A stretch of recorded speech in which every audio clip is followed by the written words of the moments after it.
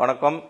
சமீபமாக ஒரு 2-3 நாளாக பார்த்தீங்கன்னா நிறைய பேர் வந்து இவங்களுக்கு ஓட்டு போடுங்க அவங்களுக்கு ஓட்டு போடுங்கன்னு சொல்லி பல காரணத்தினால கூப்பிட்டு சொல்லிட்டு இருக்கிறாங்க. கோயம்புத்தூர், திருப்பூர் எடுத்துட்டிங்கன்னா 3000 கோடிக்கு மேலே டர்ன் ஓவர் பண்ணுறது 7 கம்பெனி இருக்குது. 2000 கோடிக்கு மேலே பண்ணுறது அது ஒரு 4-5 இருக்குது. 1000 கோடிக்கு மேலே பண்ணுற டர்ன் ஓவர் பண்ணுற கம்பெனி வந்து ஒரு 30-40 கம்பெனிஸ் இருக்காங்க. 500 கோடிக்கு மேலே பண்ணுறவங்க 50க்கும் மேற்பட்ட கம்பெனிஸ் இருக்குது.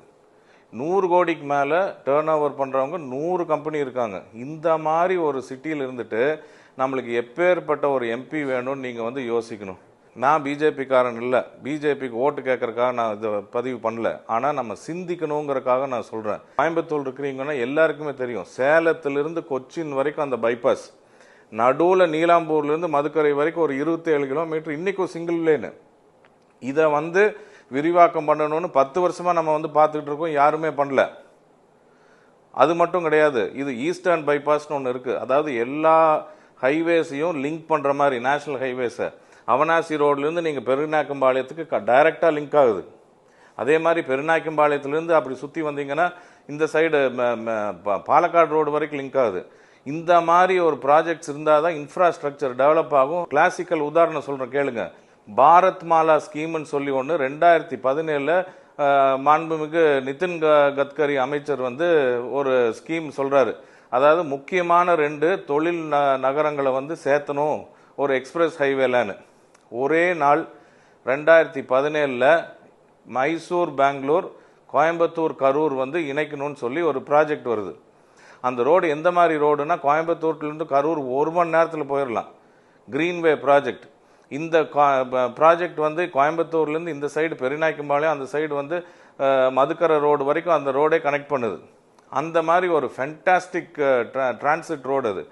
அதே மாதிரி தான் ரோடு பெங்களூர்லேயும் மைசூர்லேயும் பண்ணாங்க. இந்த பெங்களூர் மைசூர் ரோடு 10 லேன் ரோடாக வந்து இன்னைக்கு கம்ப்ளீட் ஆகி, போன எலெக்ஷனுக்கு முன்னாடி மோடி அவர்கள் வந்து அதை திறந்து வச்சுட்டு போயிட்டாரு.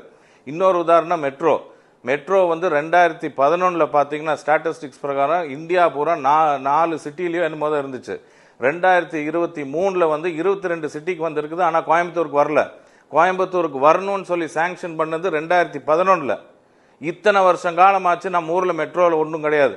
கோயம்புத்தூரில் நம்ம வண்டி எடுத்துட்டு ஒரு இடத்துல இருந்து இன்னொரு இடத்துக்கு போக முடியுதா? அவ்வளோ கஷ்டம், நெரிச்சல். இந்த மாதிரி ப்ராஜெக்ட்ஸ் எல்லாம் எப்போவே முடிச்சிருக்கணும்.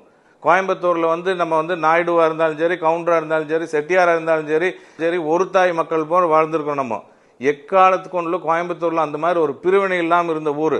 அதனால தான் கோயம்புத்தூர் வந்து இன்னைக்கு இவ்வளோ டெவலப் ஆச்சு. இந்த ஜாதி மதத்தை பார்த்து கோயம்புத்தூருக்கு வர முன்னேற்றத்தை தயவு செஞ்சு தடுத்திடாதீங்க. இருக்கிற 540 எம்பிஸ் எலெக்ஷனில் இங்கே கோயம்புத்தூர் நிற்கிற அந்த எம்பிக்கு மட்டும் என்ன பெருமை? டைரக்டாக நம்ம வந்து ஒரு கேபினெட் மினிஸ்டரை வந்து நம்ம வந்து ஓட்டு போடுறோம். சாதாரணமான ஒரு எம்பிக்கு ஓட்டு போடல. டைரக்டாக நம்ம வேண்டியதை போய் நம்ம கேட்கலாம் அண்ணாமலை அவர்கிட்ட. யார் வந்து என் மண் என் மக்கள்னு சொல்லி இந்த மண்ணை நேசித்து அவங்க வந்து நிற்கிறாங்களோ அவங்களுக்கு தான் நம்ம சப்போர்ட் பண்ணணும்.